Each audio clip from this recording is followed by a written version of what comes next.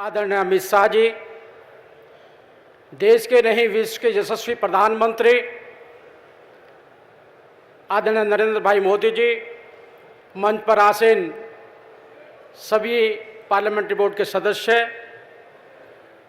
सभी वरिष्ठ नेतागण, सामने बैठे बहनों और भाइयों, आज गरीब कल्याण के प्रस्ताव पर जब बैठकर हम चर्चा कर रहे हैं, मुझे ध्यान आता है कि जब विपक्ष की सरकार थी उस समय एक चर्चा हुई थी कि गरीबी की रेखा के नीचे कौन है और गरीबी की रेखा के नीचे ऊपर कौन है।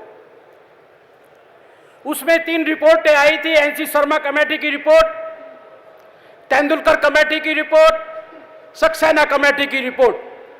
तीनों रिपोर्टों ने अलग अलग प्रतिशत बताया था। किसी ने 45% बताया था, किसी ने 72% बताया था, किसी ने 35% बताया था। और जब उस प्रतिशत का औसत निकाला गया, वो करीब करीब 45% पड़ता था। पार्लियामेंट में डिबेट चल रही थी, सब चर्चा कर रहे थे, कांग्रेसी गरीबों का मजाक उड़ा रहे थे कि गरीब 37 रुपए में भी गुजारा कर सकता है। किसी ने कहा गरीबी की रेखा 27 रुपए रखी गई है, उससे नीचे वाला 5 रुपए में वहां खाना खा सकता है। गरीबों को जो मजाक उड़ाया जा रहा था, वही भारतीय जनता पार्टी के यशस्वी सभी नेतागण ये चिंता करे कि ये गरीब है कौन। और जब उनसे पूछा गया कि ये आपने रिपोर्ट कहां से ली, तो उनकी रिपोर्ट का जो उल्लेख मैंने पढ़ा, उसमें साफ साफ लिखा था ये गरीब घर घर सर्वे करने के बाद ये वो गरीब है जिसकी छत पक्की नहीं है, जिसके घर के अंदर बिजली नहीं है, जिसको पीने के लिए पानी नहीं मिलता है, जिसके लिए स्कूल डिस्पेंसरी 5-5, 6-6 किलोमीटर दूर है। वो कैसे जीते हैं, कैसे मरते हैं, किसी देशवासियों को नहीं मालूम है।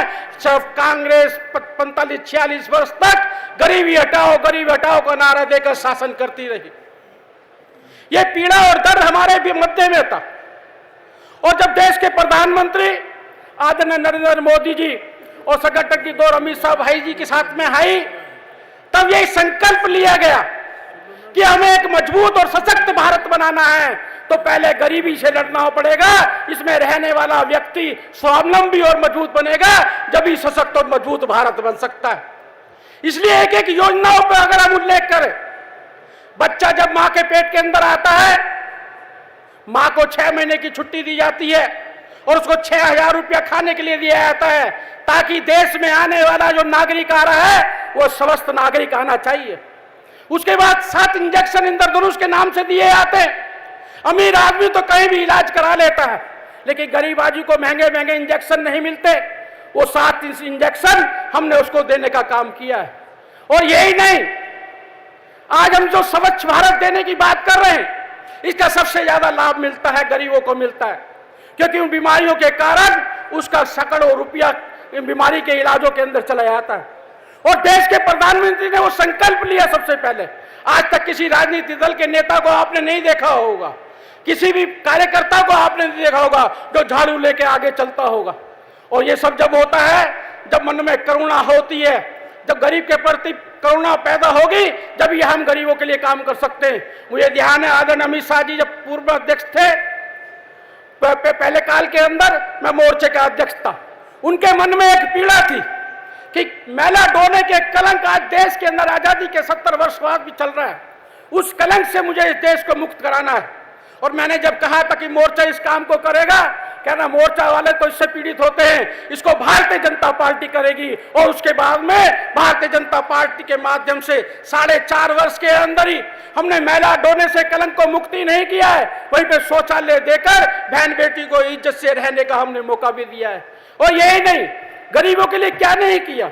मुझे ध्यान है देश के प्रधानमंत्री जी ने लाल किले से कहा था, मैं इस देश के दलितों को, गरीबों को नौकरी मांगने वाला नहीं, नौकरी देने वाला बनाना चाहता हूं। मुझे अंबेडकर जी की एक बात याद आती है। डॉक्टर भीमराव अंबेडकर जी ने कहा था आरक्षण तो होना चाहिए, लेकिन आरक्षण के साथ साथ योजना ऐसी बननी चाहिए कि सब स्वावलंबी हो जाएं, अपने पैरों पे खड़े हो जाएं। उनसे ये नहीं कहा है कि आरक्षण छोड़ दो, वो स्वयं अपने आप से आरक्षण छोड़ देंगे। आज देश के प्रधानमंत्री जी ने 10% सबका विकास, जो सबका साथ देकर जो सभी वर्गों को आरक्षण के दायरे में लाकर आरक्षण दिया है और उस काम को आगे बढ़ाने का काम किया है। मैं बहुत बहुत धन्यवाद करना चाहता हूं कि मुझे इस प्रस्ताव पे बोलने का मौका दिया। जय हिंद, जय भारत।